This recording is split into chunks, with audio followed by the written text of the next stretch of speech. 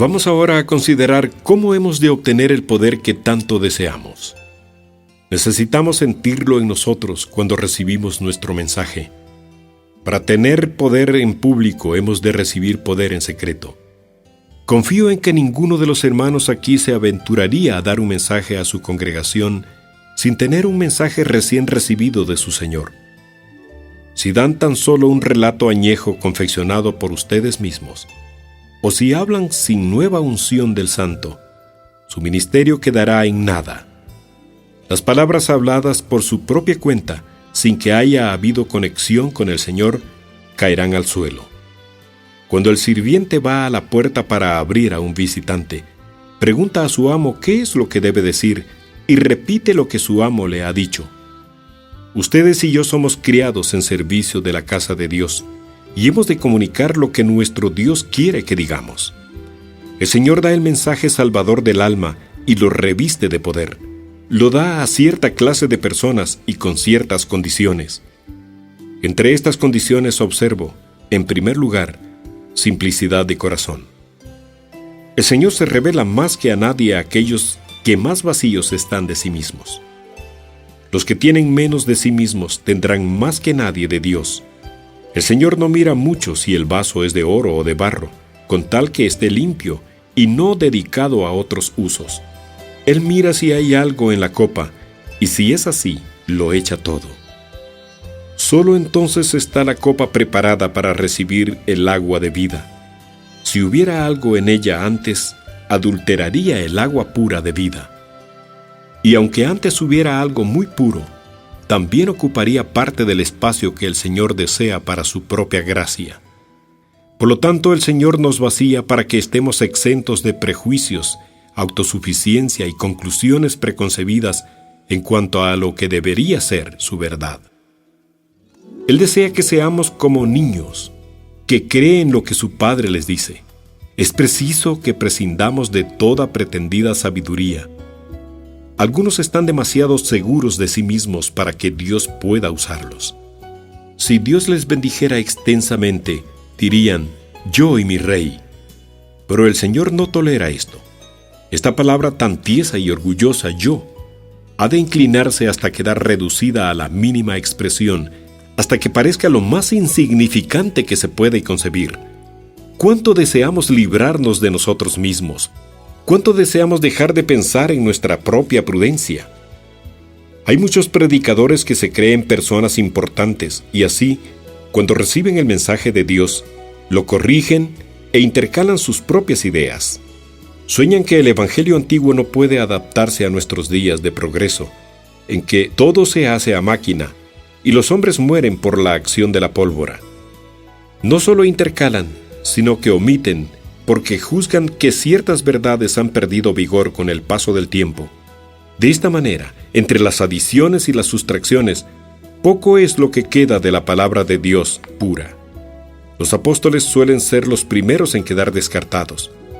Pobre Pablo. Lo ha pasado muy mal últimamente, como si el Espíritu de Dios no hablara por medio de Pablo con tanta autoridad como cuando habló por medio del Señor Jesús. Nótese bien cómo el Señor se digna ponerse a la altura de sus apóstoles cuando dice, la palabra que habéis oído no es mía, sino del Padre que me envió. Y en su gran oración intercesora, rogaba por aquellos que creerían en Él por la palabra de los apóstoles, lo que equivale a decir que si no creían en Él por ella, no creerían en modo alguno. Juan, hablando de sí mismo y de sus compañeros de apostolado, ha dicho por el Espíritu Santo, el que conoce a Dios nos oye, el que no es de Dios no nos oye. Por esto conocemos el espíritu de verdad y el espíritu de error. Esta es la piedra de toque para conocer a los creyentes en este tiempo. El rechazamiento de los apóstoles condena a la escuela moderna. Hermanos, que el Señor nos dé gran humildad de mente. No debería ser cosa extraordinaria que aceptemos lo que Dios dice. No debiera necesitarse mucha humildad para que pobres criaturas como nosotros se sentasen a los pies de Jesús. Deberíamos considerar como elevación para nuestro espíritu el yacer postrados ante la sabiduría infinita. No hay duda de que esto es necesario para recibir el poder que viene de Dios. También he observado que si el poder de Dios viene a un hombre junto con un mensaje, este hombre no solo tiene la semejanza de un niño en su mente, sino que además su ojo es sencillo. Un hombre así, tratando de oír lo que el Señor Dios habla, es todo oídos. Desea honrada y afanosamente saber cuál es el pensamiento de Dios y aplica todas sus facultades a recibir la comunicación divina. Mientras bebe el mensaje sagrado con una entrega completa de su alma, está resuelto a dar este mensaje con toda la concentración de su potencia mental y espiritual, y con ojo sencillo para la gloria de Dios. A menos que tengas el ojo sencillo y que este ojo vea a Cristo y su gloria en la salvación de los hombres, Dios no te usará. El hombre cuyos ojos no pueden mirar directamente no debe ser admitido como sacerdote del Dios viviente. Hay ciertos defectos que eliminan a un hombre del empleo divino, y cualquier cosa que se parezca a un motivo siniestro es una de ellas. Si tu objetivo es hacer dinero, adquirir comodidades, conseguir el aplauso o alcanzar una posición, o bien si vuestro propósito es la exhibición del talento oratorio, no eres apto para uso del maestro. Dios no puede tolerar que nos absorban los designios secundarios. No desearía tener una sirvienta que abriera la puerta para que la gente dijese: ¡qué muchacha tan hermosa y qué elegantemente viste! Si es así, quizás sonría y lo soporte. Pero tu deseo único es que tu recado sea transmitido pronta y fielmente. Qué despreciable es la idea de un ministro que actúa dando la impresión de pueril exhibicionismo. Se levanta para transmitir el mensaje del Señor, pero su esperanza es que la congregación diga: ¡qué joven tan agradable! Y con qué acierto cita a tal o cual sabio. La exhibición de sí mismo mata el poder. Dios no puede bendecir mucho a hombres con ideas tan mezquinas. Estaría por debajo de la dignidad divina el hecho de que el Señor usara mucho un instrumento tan inepto para sus sublimes propósitos. Amados, observo que Dios imparte sus mensajes a los que están completamente subordinados a Él. Voy a contarles lo que ha pasado muchas veces por mi mente hablando con ciertos hermanos o leyendo sus elucubraciones. Me he preguntado quién era el Señor y quién el siervo, si el hombre o Dios. He lamentado los errores de estos hermanos, pero el espíritu demostrado por tales errores me ha afligido aún mucho más. Es evidente que han abandonado aquella santa reverencia hacia las Escrituras, indicada por expresiones como la que dice: tiembla a mi palabra. En vez de temblar, juegan. La palabra no es su maestro, sino que ellos son sus críticos. Para muchos, la palabra del Señor ya no está entronizada en el lugar de honor, sino que la tratan como si fuera una pelota para darle de patadas a su gusto. Y los apóstoles, especialmente, son tratados como si Pablo, Santiago y Juan fuesen Carlos, Ramón y Enrique, con quienes los sabios modernos están en términos más que de igualdad. Pasan los libros de la Escritura bajo su rodillo y juzgan al mismo Espíritu de Dios. El Señor no puede obrar por medio de una criatura que se ha rebelado contra Él. Es preciso que manifestemos un espíritu de reverencia, o no seremos como niños, ni entraremos en el reino de los cielos. Cuando algunos hombres mueran, la religión que han ideado e inventado para sí no les producirá más confianza que la religión del escultor católico romano a quien, en su lecho de muerte, el sacerdote visitó. Decía el cura: «Vas a partir de esta vida». Y levantando un hermoso crucifijo exclamó: «Mira a tu Dios que murió por ti». «¡Ay de mí!», dijo el escultor, «fui yo quien lo hizo». No había consuelo para él en la obra de sus propias manos, y no habrá consuelo en una religión que uno mismo se elabora. Lo que fue creado en el cerebro no puede consolar al corazón. El hombre dirá apenado: «Sí, esa es mi idea». ¿Pero qué es lo que Dios dice? Hermanos, creo en aquello que yo no podría haber inventado. Creo aquello que no puedo entender.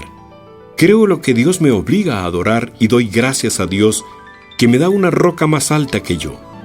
Si no fuera más alta que yo, no me sería refugio. Pero a pesar de todo, dice uno, es preciso que estudiemos activamente la literatura de la época y la ciencia de nuestro tiempo. Sí, no he dicho que no lo hagan, pero que sea en subordinación a la palabra de Dios. Cuando los israelitas capturaban prisioneros en la batalla, ocurría a veces que entre estos había una mujer con quien el captor podía desear casarse. Y el Señor no prohibía la alianza. Pero, ¿han observado el mandamiento de que ella se rapara la cabeza y se cortara las uñas?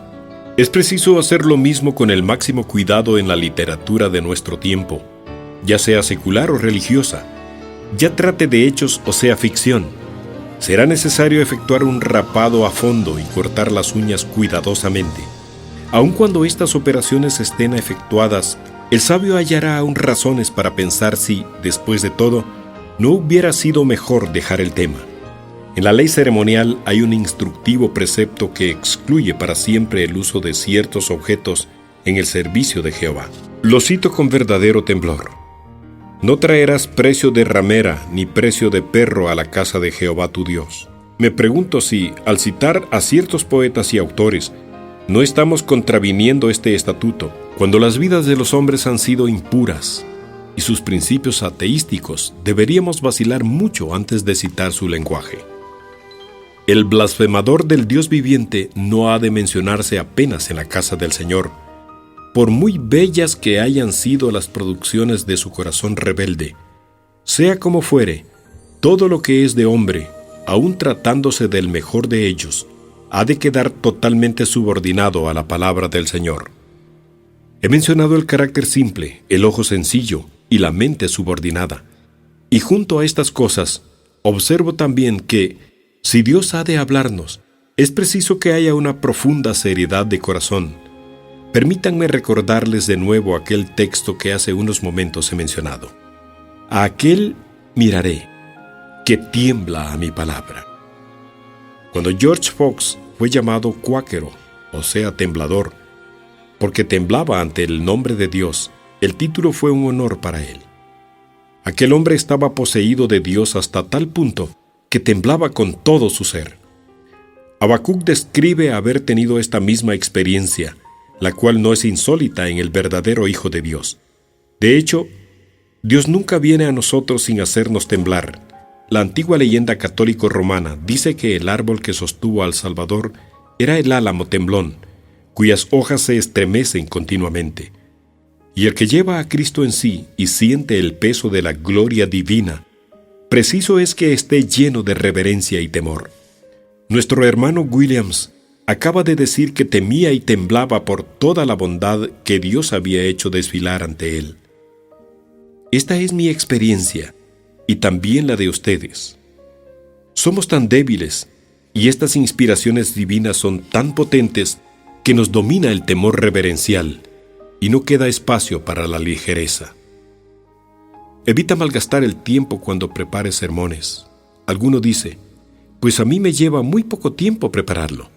No te jactes de ello, quizás sea tu pecado. Escucha, si un hombre hubiese entrado como aprendiz de ebanista y hubiese trabajado en ello toda su vida, quizá tendría mucha habilidad y gran cantidad de material preparado, de modo que en breve tiempo podría producir un trabajo selecto. Pero no por ello han de pensar ustedes que puedan hacer lo mismo y que la ebanistería es un juego de niños. Quizá cierto ministro pueda componer rápidamente un sermón, pero es preciso que recuerden que esto es el resultado de la labor de muchos años. Incluso el que, según dice el vulgo, sabe hablar improvisadamente, no hace tal cosa en realidad, sino que transmite lo que ha almacenado en años anteriores. El molino está lleno de grano y, por lo tanto, cuando pones el saco en el lugar debido, se llena de harina en poco rato. No consideres la preparación para el púlpito como cosa de secundaria importancia, y no te lances a los deberes sagrados sin prepararte devotamente para un culto santificado. Que la espera ante Dios en oración sea una necesidad en tu vocación y al mismo tiempo el más elevado privilegio de la misma. Ten por gozo y honra el tener una entrevista con tu maestro. Recibe el mensaje directamente de Dios. Aún el maná hiede si lo guardas más de lo debido. Por lo tanto, recíbelo directamente del cielo, y entonces tendrá un sabor y aromas celestiales. Una cosa más de esta sección. Este poder que tanto necesitamos al recibir el mensaje solo vendrá cuando haya solidaridad con Dios. ¿Sabes lo que es sentir una tierna afinidad con Dios? Quizá ninguno entre nosotros sabe lo que es la solidaridad perfecta con Dios. Con todo, es preciso que por lo menos estemos hasta tal punto de acuerdo con Él, que nos demos cuenta de que Él no puede hacer o decir nada que nosotros hayamos de poner en tela de juicio. No podríamos dudar de ninguna verdad que Él revele. Tampoco disputaríamos en lo más íntimo de nuestros corazones. Por nada que su voluntad decida, si hay algo en nosotros que no está en perfecto acuerdo con el Señor, lo consideramos como un mal y gemimos deseando ser librados de él. Si hay algo en nosotros que contienda contra Dios, nosotros luchamos contra ello, pues somos uno con Dios en intentos y deseos. Hoy día oímos hablar mucho de la afinidad con el hombre y hasta cierto punto estamos de acuerdo con tal cosa. Solidaridad con los caídos, los que sufren, los perdidos, buena cosa es esta.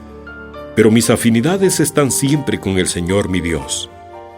Su nombre está siendo deshonrado, su gloria está siendo arrastrada por el fango. El más maltratado de todos es su amado Hijo ensangrentado. Pensar que haya amado de tal manera y no obstante sea rechazado. Que belleza como la suya pase inadvertida, que tal redención sea rechazada, que semejante misericordia sea despreciada. ¿Qué son los hombres después de todo, comparados con Dios? Si son como yo, lástima que hayan sido creados. En cuanto a Dios, ¿no llena Él todas las cosas de bondad y de esencia? El calvinismo significa colocar al Dios eterno al frente de todas las cosas. Todo lo miro a través de su revelación con la gloria de Dios. En primer lugar veo a Dios y al hombre en los últimos lugares de la lista. Pensamos demasiado en Dios para ser del agrado de nuestra época, pero no nos avergonzamos. El hombre tiene una voluntad, y cómo la vocea. Decía alguien el otro día, y hay algo de verdad en ello. Atribuyo una especie de omnipotencia a la voluntad del hombre. Pero, ¿no tiene Dios también una voluntad? ¿Qué atribuyes a esa voluntad? ¿No tienes nada que decir acerca de su omnipotencia? ¿Es que Dios no ha de escoger, no ha de tener propósitos ni soberanía sobre sus propios dones? Si vivimos en afinidad con Dios, nos deleitamos en oírle decir, «Yo soy Dios y no hay más». Apenas puedo expresarles cuánto valor atribuyo a este entusiasmo por Dios. Es preciso que estemos en armonía con todos sus designios de amor para con los hombres, mientras en secreto recibimos su mensaje. Llegar a parecer muy fervientes en el púlpito no significa gran cosa, a menos que vivamos mucho más intensamente cuando estamos a solas con Dios. El fuego del corazón es verdadero fuego. La esposa que persevera en el antiguo método de hacer su propio pan no quiere que haya una gran brasa en la boca del horno. De ninguna manera, dice ella. Quiero que mis leños estén en el fondo, de modo que el calor se quede en el horno, porque entonces es cuando me es útil. Los sermones no se cuecen nunca con la llama que está a la entrada del horno. Han de prepararse calentándolos en lo más íntimo del alma. Esa preciosa palabra, ese divino pan de la proposición, ha de ser cocido en el centro de nuestra naturaleza por el calor puesto allí por el Espíritu que mora en nosotros. El Señor se deleita en usar a un hombre que esté en perfecta solidaridad con Él. No quisiera decir nada inapropiado, pero creo que el Señor se complace en la afinidad de sus hijos. Si han estado apesarados hasta el punto de llorar, y su hijito ha dicho, «Padre, no llores», o ha preguntado, «¿Por qué lloras, padre?», y entonces ha empezado a sollozar también, ¿no los ha consolado esto? Pobre niño, no entiende lo que pasa, pero tú dices, «Bendito seas, hijito», y le besas, y te sientes consolado por él. Así es como el Señor recibe al pobre ministro lloroso en su seno y le oye clamar, «Señor, no quieren venir a ti, No quieren creerte. Corren tras el mal en vez de ir a ti. Señor, si les diera juegos o espectáculos, vendrían en grandes multitudes, pero si les predico a tu amado Hijo, no me oirán. El gran Dios entra a participar de tus penas y haya un suave contentamiento en el amor de tu corazón. Dios no es hombre, pero debido a que el hombre fue hecho a imagen suya, aprendemos algo de él en nosotros mismos. Se deleita en abrazar al que se solidariza con él y en decirle: «Ve, hijo mío, y obra en mi nombre, pues puedo confiar mi evangelio en tus manos». Está con Dios, y Dios estará contigo. Abraza su causa, y Él abrazará la tuya. No puede haber dudas en cuanto a esto.